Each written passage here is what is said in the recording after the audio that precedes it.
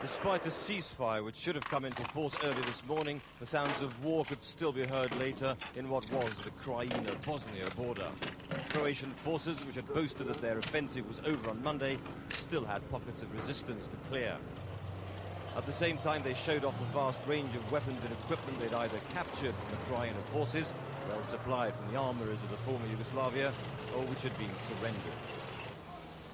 The agreement signed last night was supposed to pave the way for the laying down of arms by the rebel Serbs and for the safe evacuation of civilians who wanted to leave newly recaptured Croatian territory.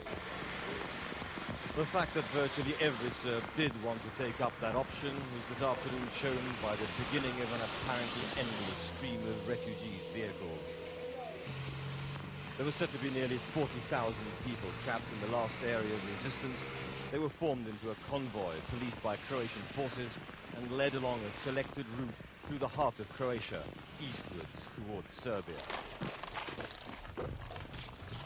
As Croatian soldiers searched the houses from which the refugees had fled, there were reports that 2 MiG-21 aircraft of the Croatian Air Force had attacked an area where the displaced had gathered. There was also an allegation from the UN that Bosnian government forces had committed war crimes.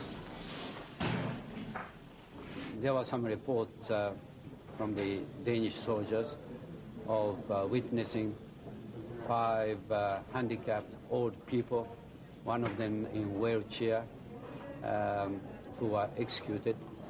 And the allegation was that it was by 5th Corps soldiers.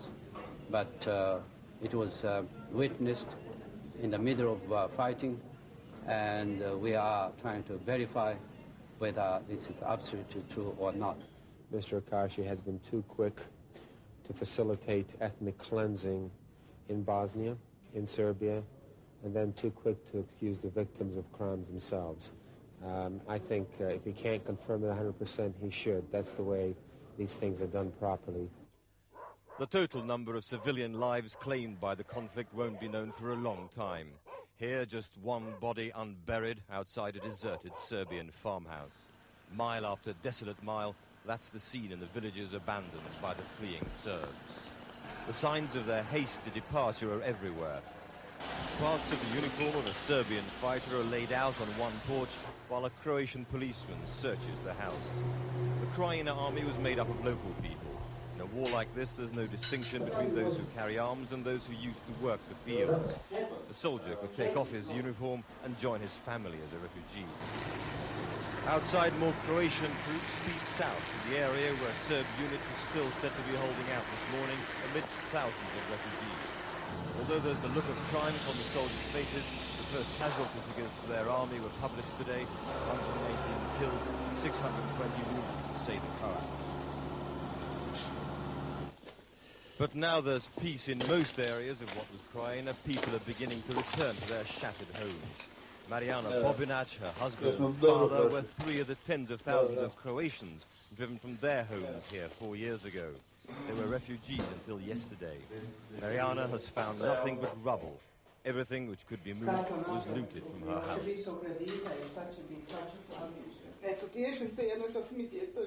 I comfort myself only because my children are alive. It's all just piled up.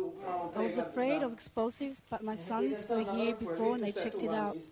Look what's outside there in the yard. It was the neighbors which threw it there. We weren't here. Yet again, the real story of the Yugoslav wars are the tragedies of ordinary people, Croat, Serb and Muslim. The Croatian government has repeatedly made promises of an amnesty to KRAJINA Serb soldiers who lay down their arms and urged them and their families to return. It's quite clear, however, that those appeals are not being taken seriously by those who fled before the Croatian army. The legacy of fear and hatred between the two peoples is likely to ensure that that remains so for the foreseeable future. Gavirado, Channel 4 News,